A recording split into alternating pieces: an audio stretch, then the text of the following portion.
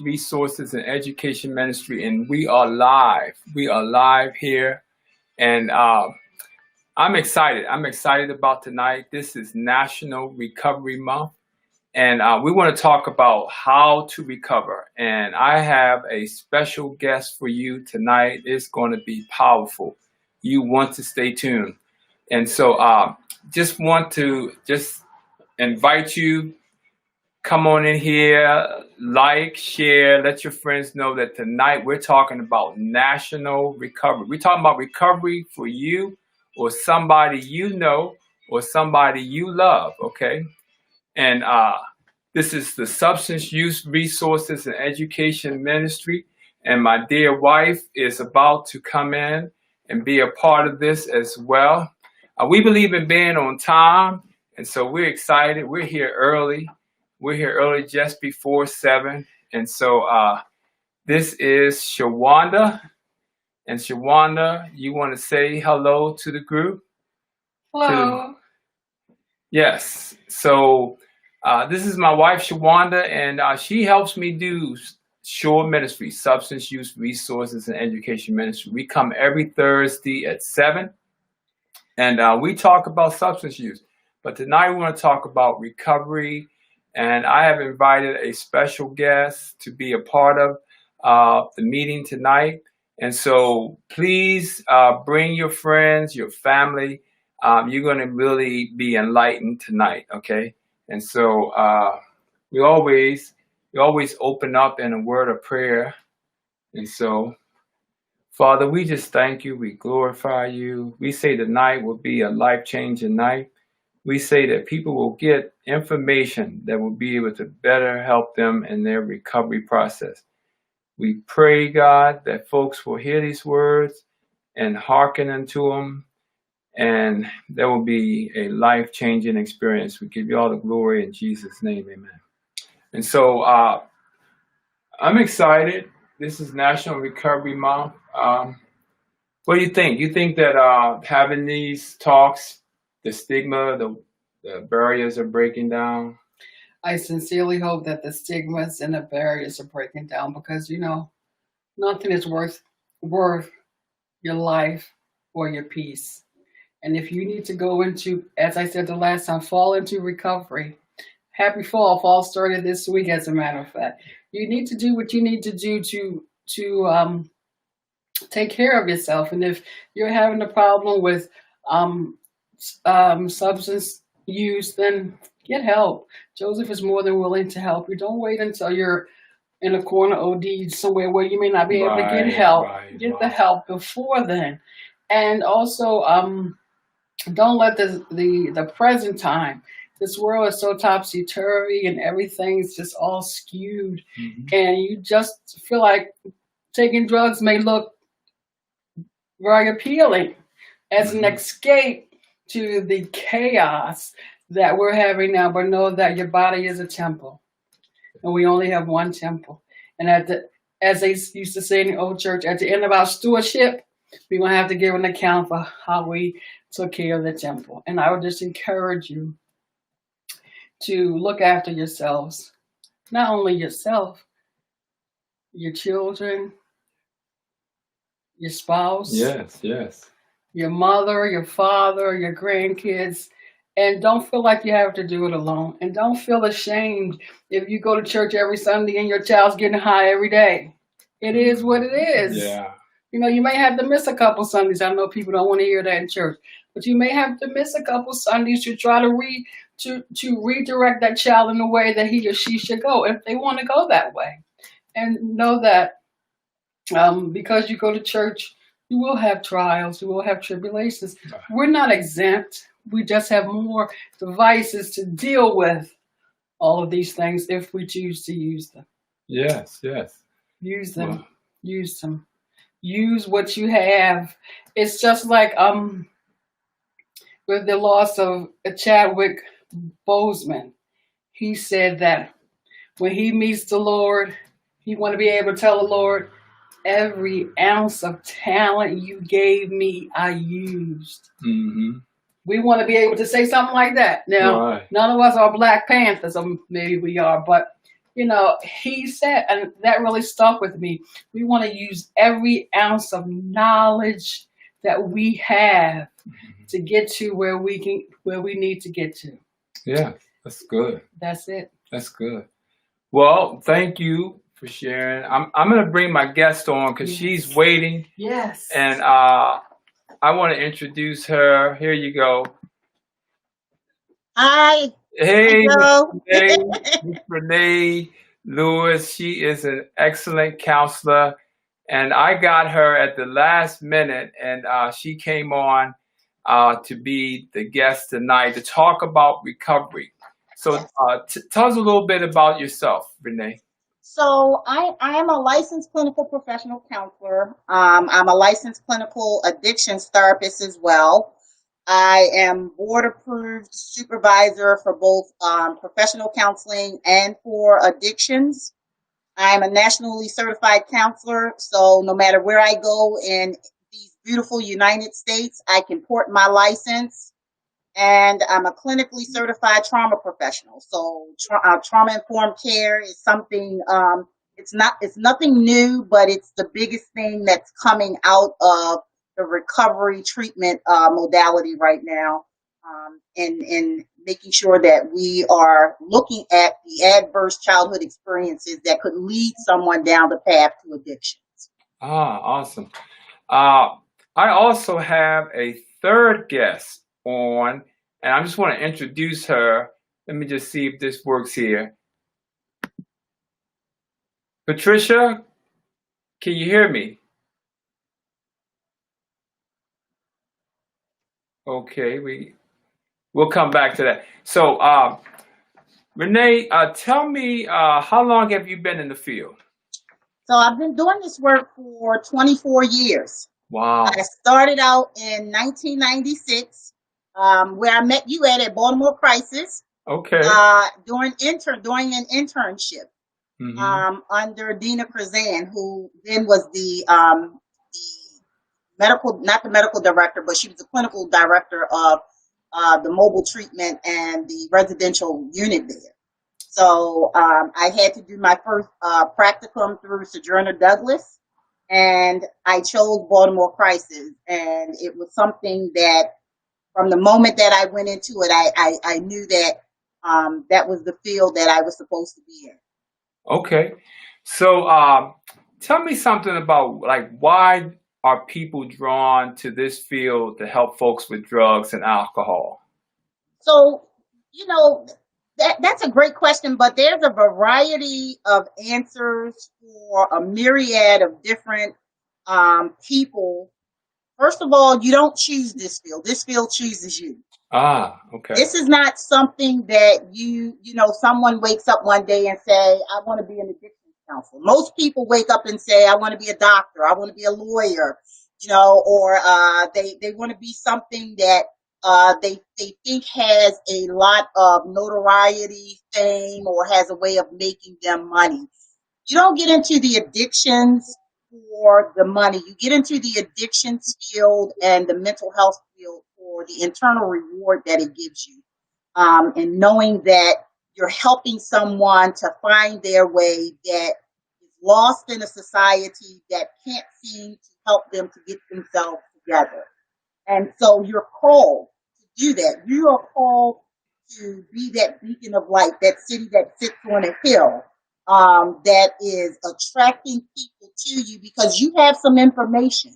You have some insight that other people need, that other people want, and that other people's lives depend on. And so this field is very much like ministry. You're called to this work. Okay, that's good. So, what do you think are some barriers to people getting drug or alcohol treatment? There are a lot of barriers that we see in the field of addiction. Transportation being one. Okay. People not having reliable transportation to get back and forth to treatment on a daily basis. Housing is another. If I'm homeless and I'm sleeping underneath of a bridge, my greatest need is to find something to sustain me and keep me out of the elements. And so I'm not really concerned about the addiction part. I'm more concerned about, having a safe place to stay that I can lay my head. Childcare, especially for young mothers or women who have children of school age. How do I have someone keep my kid while I seek treatment? Not to mention stigma. The biggest barrier of all is stigma. I don't want my family to know that I'm in treatment. I don't want my neighbors to know that I'm in treatment, because I don't want people to start seeing me different and treating me different. Yeah, that I can see how that could stand out. What would you say to the audience about what does treatment look like? And audience, feel free to type in your questions or comments. What does treatment look like for an individual who decides that they don't want to use drugs or alcohol anymore? So back in the day when we first started, treatment was abstinent based. Okay. Treatment was rigid.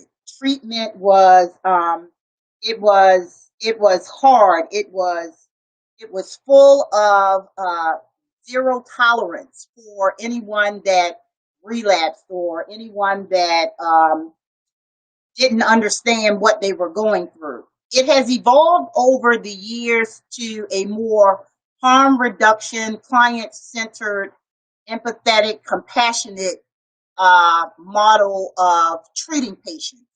And so treatment today is, we understand that relapse can be a part of addiction, but it doesn't have to be for everyone.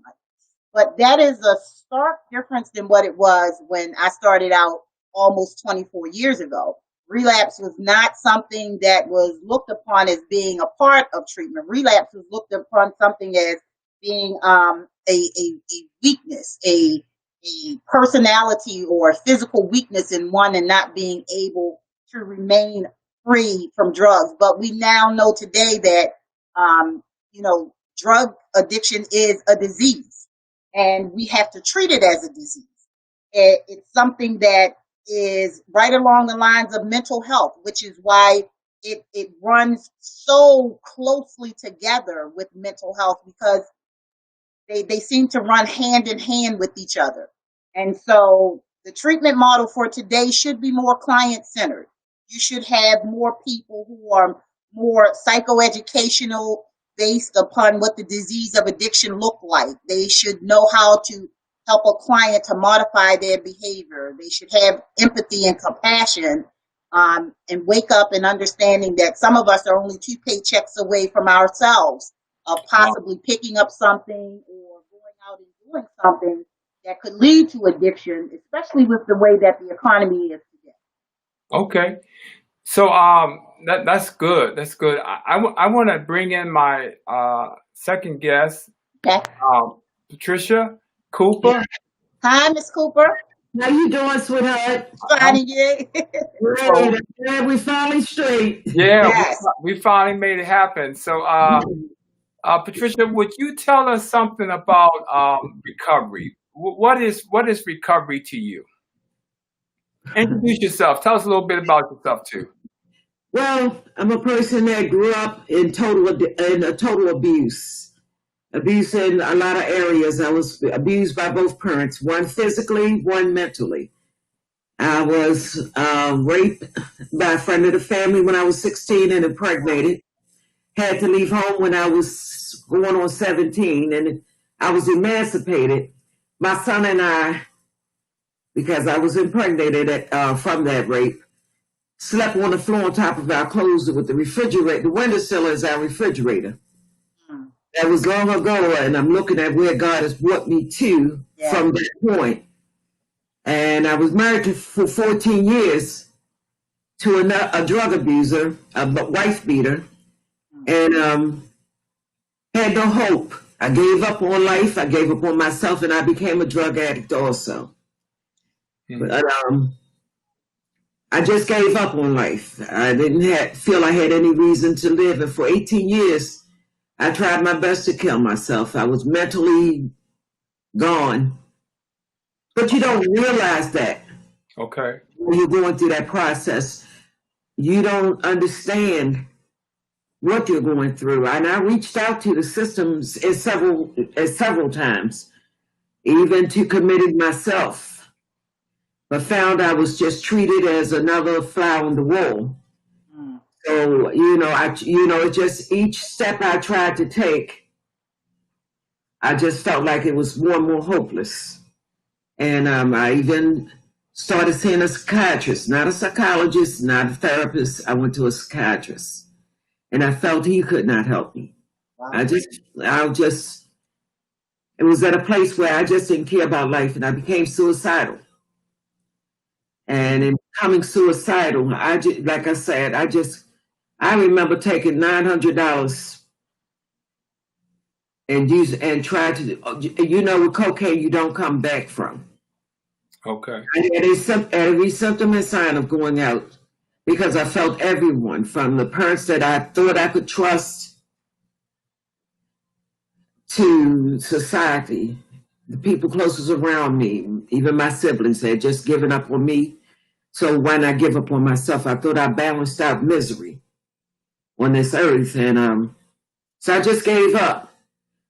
And I kept doing what I was doing, but something in me was a driving force to live at the same time I was striving to end my life. And for some reason, I just started desiring, and I know the reason. I started desiring to break free from the drugs 2 years before I actually broke free. And one day I had been getting high all night long. And as I was going up Caroline Street and made a left on Preston, I heard this voice tell me it was time to come home. And I walked 8 blocks up to 1819 Hope Street. All right. And what we call the John Wayne, that's what I did. Somehow I found a dress I hadn't worn for years. I don't remember seeing the dress or even how I came across it. But I walked all the way over to East Baltimore, and there was a man in a church preaching my story. He was a visitor to the church, so he had no way of knowing anything about me. But I walked all the way from East Baltimore to Northeast Baltimore to Southwest Baltimore. It's there that I received my deliverance. But even after deliverance, there's a part you play, your will, Yes. your choice, your decision, what you want, what you desire, because there's a consequence to your choices. And your choices either can be harder or take longer, whether it's for good or for bad. Your choice is what's going to form you at that time. Because when I came out of that church, I got home and there was someone ready to drip drugs down my nose. Wow. You will always be given an opportunity to turn back. Mm-hmm. Okay. But I thank God that by then I was just so sick and tired of drugs. I was sick and tired of being sick and tired of being sick and tired. And that's where you have to get to. You're tired. Yeah, that's the name of the show tonight. Sick and tired of being sick and tired. You're sick and tired of being sick and tired, and you get tired of the patterns. You get tired of losing. Wow. Always feeling at a loss. And you look around and you see this person doing this, and it's not that they have achieved that much, right, but they've achieved more than you have. And in the midst of that, my father passed away. Mm-hmm. And at his funeral, I was asked to stand up, and I was told that my father asked God to, before he passed away, asked God to ask me to forgive him for how he treated me. And I was absolutely stunned. And a year later, I woke up in tears in the middle of the night. And I just emptied out. I just emptied out. Mm-hmm. And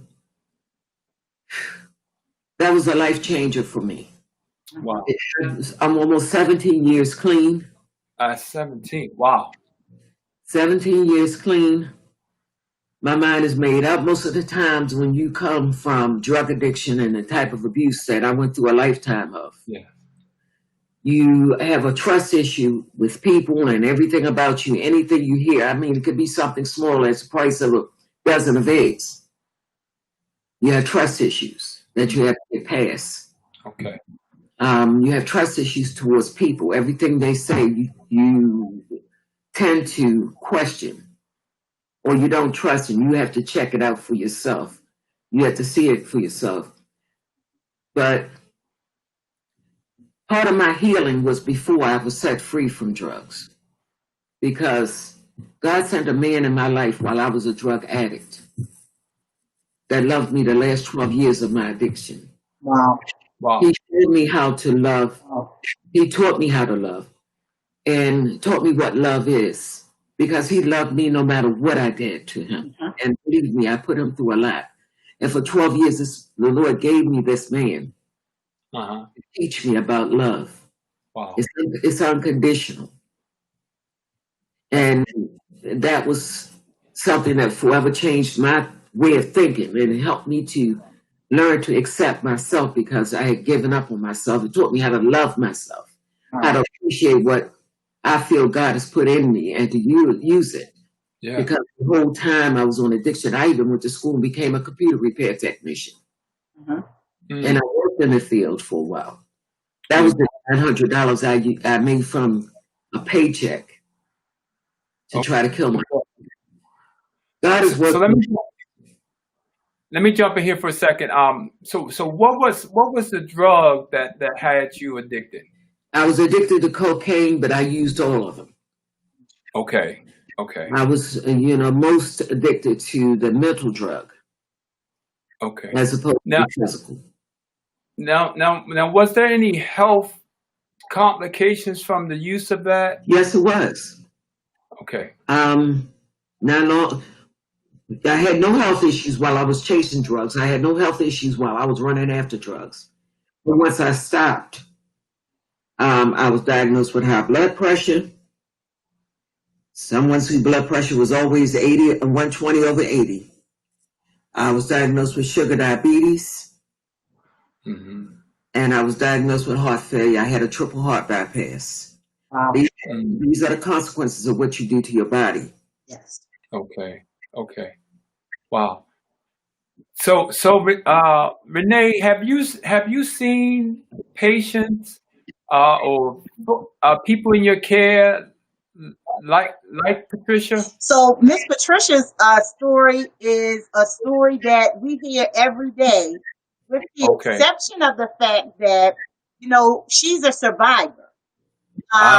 And the adverse childhood experiences that she went through, she started out talking about the rape and, then the loss and grief. We haven't even touched on, how much loss and grief and when you're missing people and don't have a place to, give that pain in a safe space to someone, how all of these things building up internally forces you to do something to try to get out from underneath of it. You just want to escape your own life because your life is too painful to experience.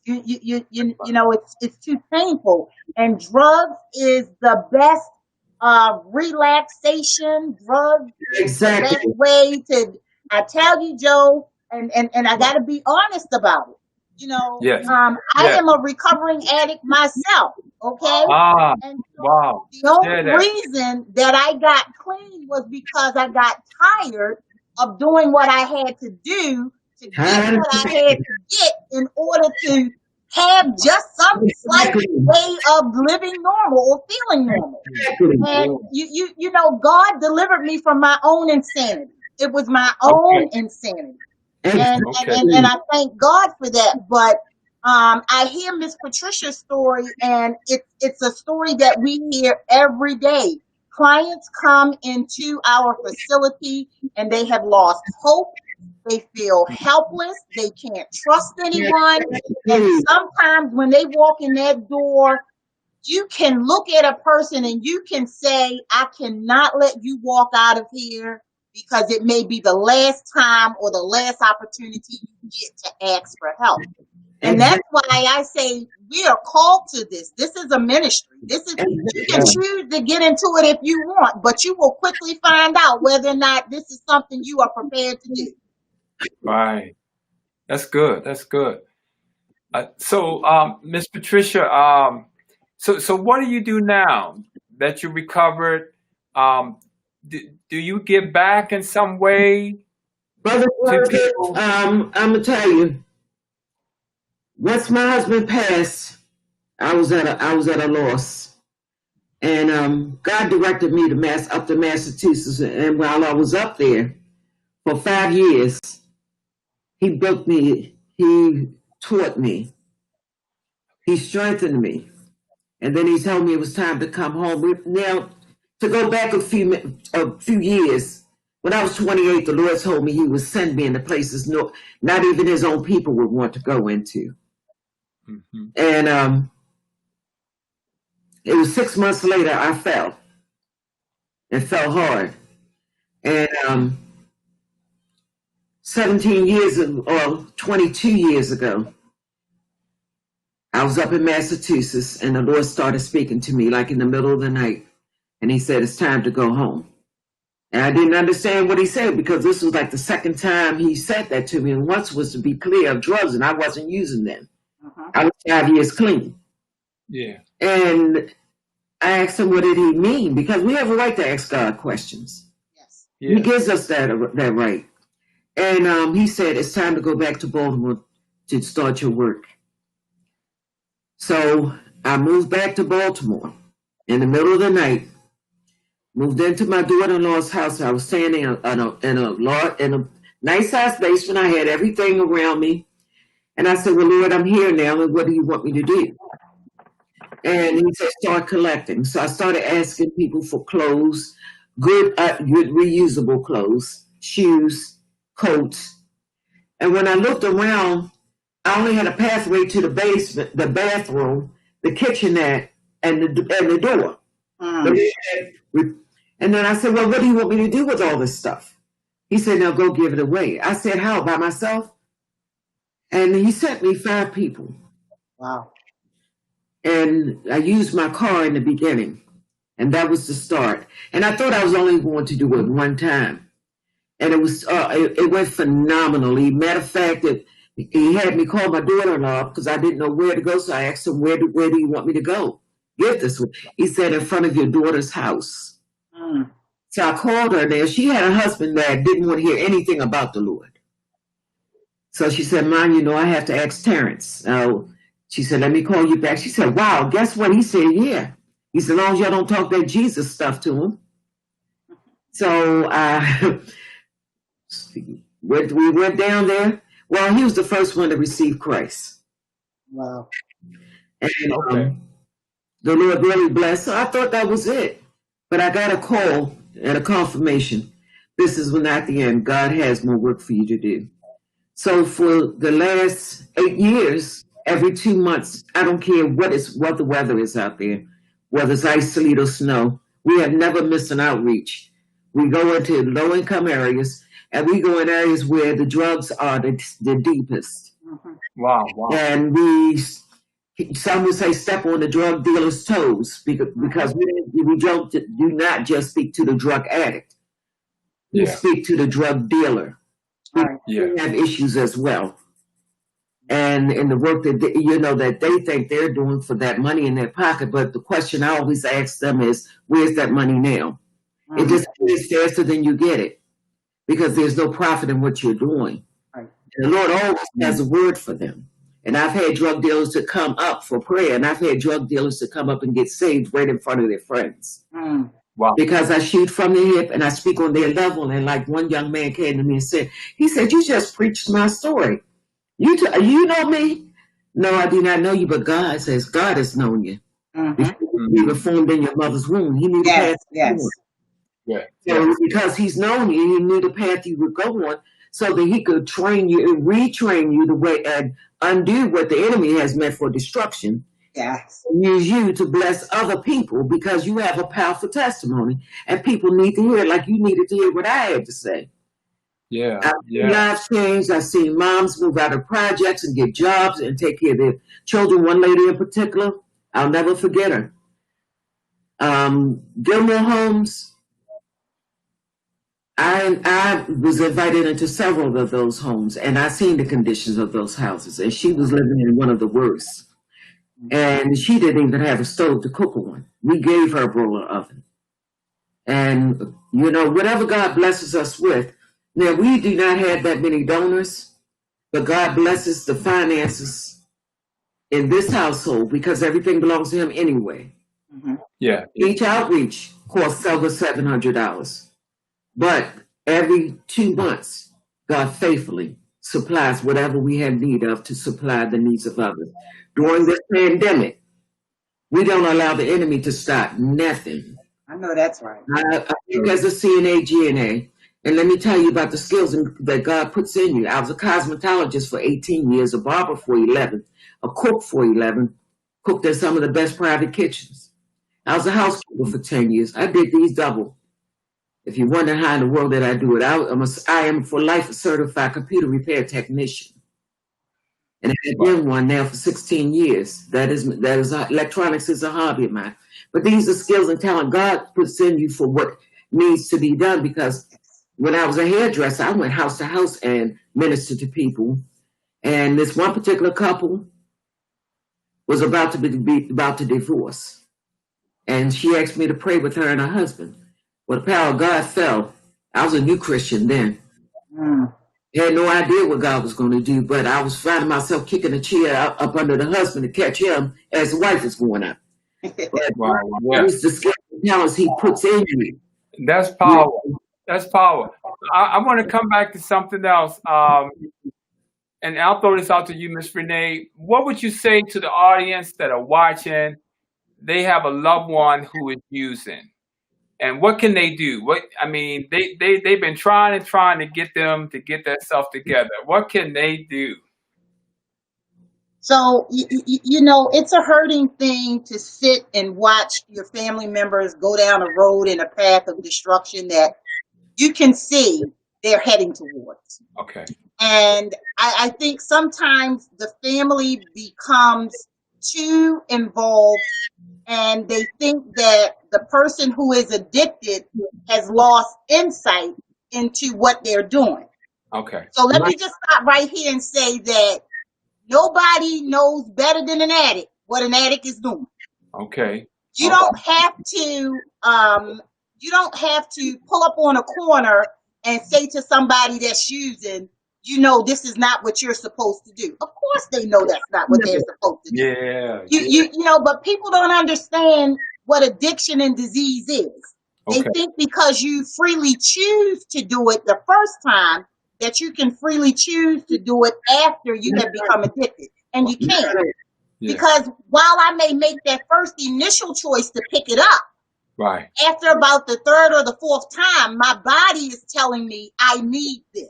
So now I'm no longer making the choice for myself. My body is making the choice for me, and my mind is backing it up, saying, if you don't do this or get this, this is going to be a very painful day for you. Do you want it to be painful or pain-free?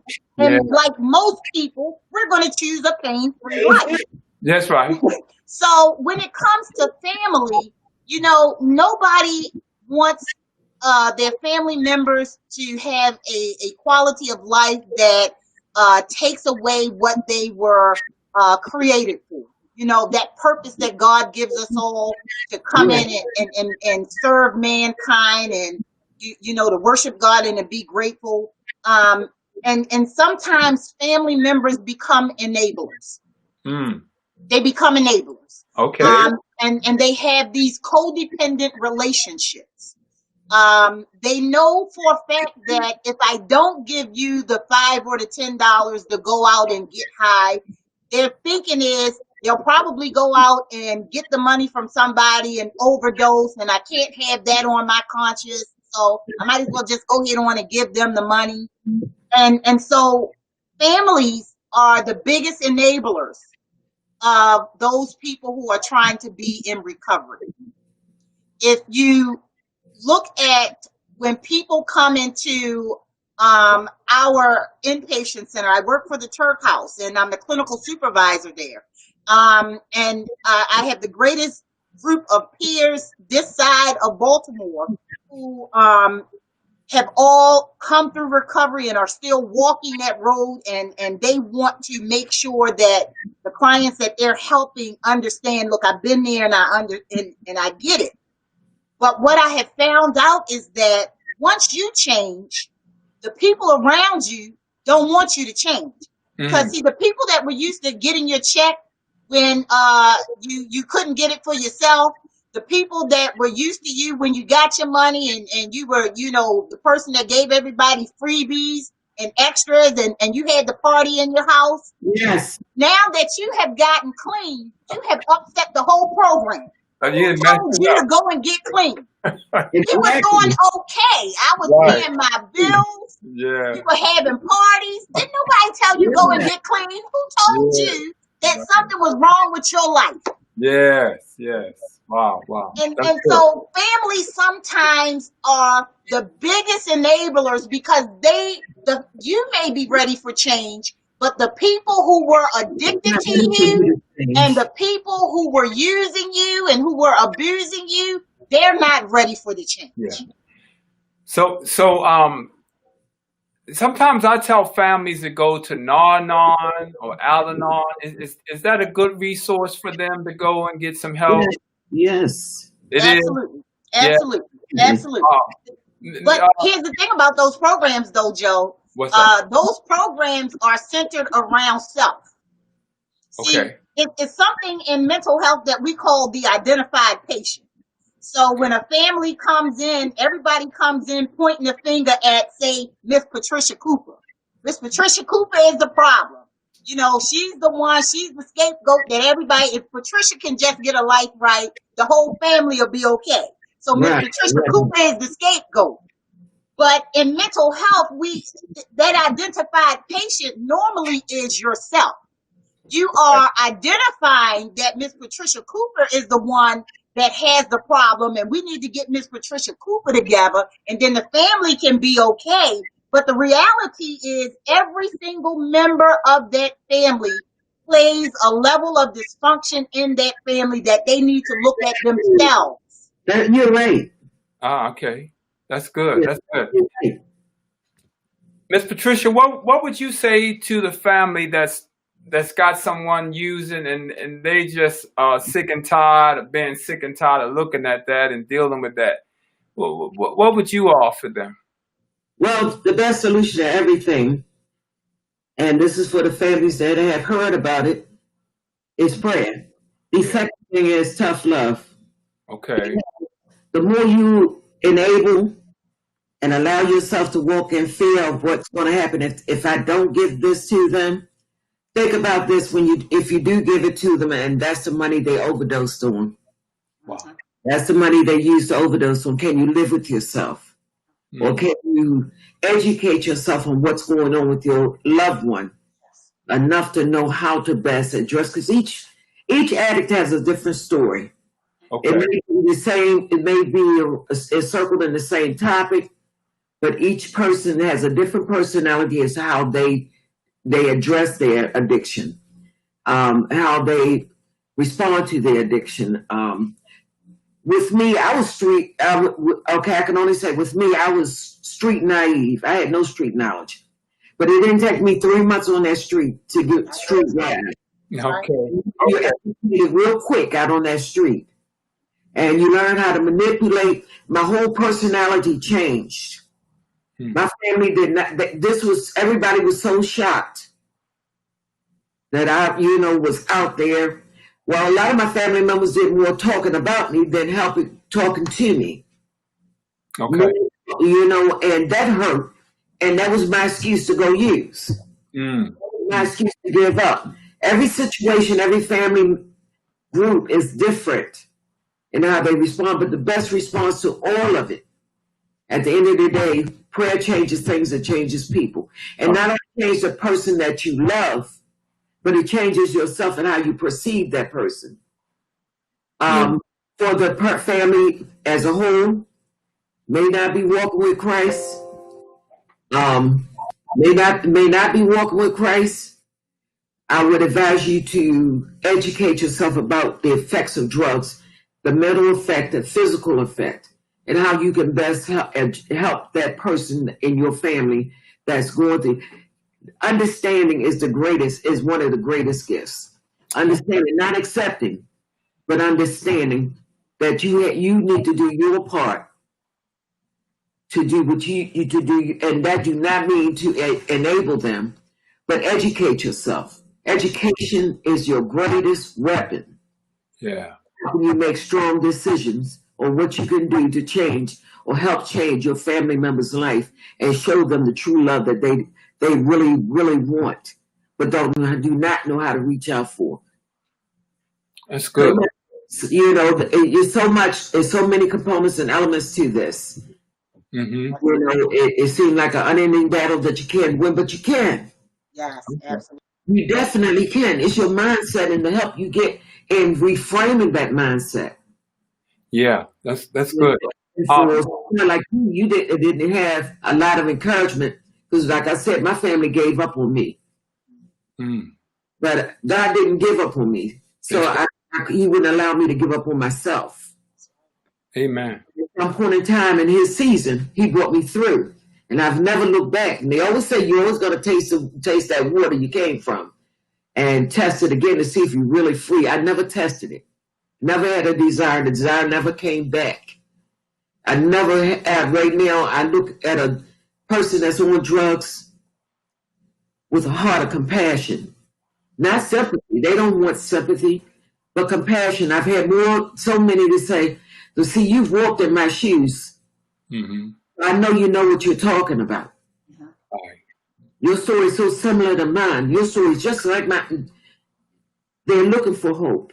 Yes. Yes. And we're responsible adults to give them that hope. So what I'm doing is giving back what God has blessed me with, and that's the liberty to walk free. We give resources, brochures where you can go get assistance for any form of addiction. Good. You can go get get assistance with shelter, whatever that's resource. I make it my business to compile those resources and have it available for every outreach that we do 6 times a year. That's good. Because people need to be educated. Right. They need to be loved and compassion given and not judged, not looked down on. They're just as human as we are. That's good.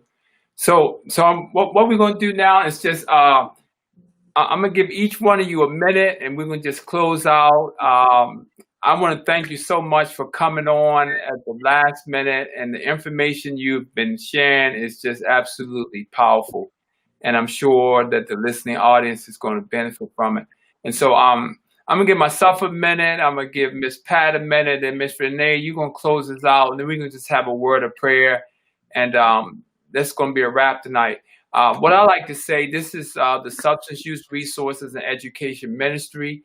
It's through Dream Life Worship Center. And it's an outreach ministry sharing about resources that are available and providing education to people who are using drugs and people who have family members that are on drugs or alcohol. It's through Dream Life, through Apostle Kenneth Robinson and Lady Lynn Robinson. And I'm Joseph McCray. And every Thursday we come to you, Facebook, YouTube, now Periscope as well. And so I'm just so glad that the walls are breaking down, that we're actually talking about addiction. I mean, we're talking about it where people are on Facebook, people on YouTube, people on Periscope. We're talking about it. We're telling folks there's a better life. And that is so exciting to me. And I'm so happy to have these two wonderful ladies on. So, Sister Patricia, if you give us a few words, and then we'll go to Miss Renee. I just want to quickly thank you for inviting me. Mm-hmm. I've been keeping up with you for quite a while, and I love the way God has promoted you into this position, because that's my desire. That's the air I breathe, is to assist where I can, to be a blessing to whoever has need of it, to those that has been forgotten and overlooked and misunderstood. Most drug addicts, that's their story. All in a nutshell. And it's a sad story that we need to turn around for a happy ending for these people. They do not have to lose their life. They do not have to give up their life, but learn to trust in a true and living God. And that's what I'm here for. And if you don't mind, I'd like to share a number if anyone is in need of, whether it's prayer, food, or resource. Go ahead. Please give me a call at 443-204-0618. We're here to assist you, help redirect you, and encourage you with love and compassion and never judgment. God did not judge us because God did not look on our sin, He looked on our heart. And that's what we're here to demonstrate to you, the love of God, by showing you the heart of God and how He loves us and forgives us. You have a blessed life. Yeah. Text me that number and I'll put it in the comments. Go ahead, Miss Renee. So, Joseph, thank you so much for having me on as well. And please send my heartfelt, warmest thanks to your leadership in the ministry in which you sit under. I know you are doing a phenomenal job with them because you was a phenomenal employee when we all worked together. So I know you're giving them your best. I am the clinical supervisor in light of Recovery Month. I am the clinical supervisor at Turk House.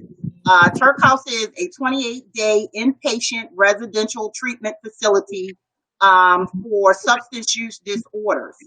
We are under the executive directorship of Mr. Bernard Gibby Foster, and our clinical operations person is Ms. Myra Diaz, and our medical director is Dr. Russo. And so I fall under those auspices of leaders who are trying to make a difference in the community for the people who are suffering and struggling with substance use disorders. We're not only a 28-day residential inpatient facility, we also have transitional care housing when they finish 28 days. If they need to have more structure and they're not ready to go back to their places or the people, places, and things that have enabled them with their drug addiction, we have 3 continuing care facilities that they could possibly be accepted into. One is for women called the Nielsen House. We just opened up a newer one at the Gwynn Oak House, and then we have the Weissman House. So there are a number of facilities in addition to the 28-day inpatient facility that we have, in which we take patients in who are suffering and struggling with substance use disorder. Our phone number is 410-233-0684. We're located at 730 North Ashburton Street, Baltimore, Maryland, 21236. We are actually, Miss Patricia Cooper, we're in the old Providence Hospital, up the off of Ashburton and Evans. And so we are under a major renovation right now. It's going well. We are really trying to, we have a number of outreach programs as well that are enabling the communities, like Ms. Patricia Cooper is, and helping to give out food, providing people up with vocational services. And so we are fast becoming a complete wraparound holistic treatment facility for those people who are suffering with any type of co-occurring disorder. And so I want to thank you for allowing me the time and the opportunity to come forward. Anybody else here is looking for treatment, please call 410-233-0684. We are truly a 24/7 facility. You can walk in any hour or day and you can receive treatment. We don't stop on Saturdays and Sundays. We don't close at 2 o'clock in the morning like the bars do. They can walk in there whenever they get ready, and we will assess them and get them hooked up.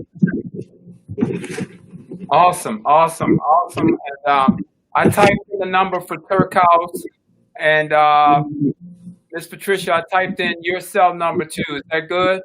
That's great. Okay. And I want to thank you, ladies, so much.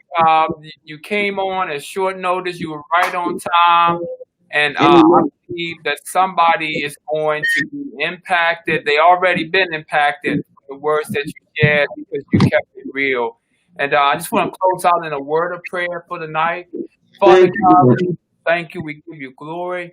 We say that life is about to change for some individual, that they're going to turn around, God. They're about to repent and go in another direction.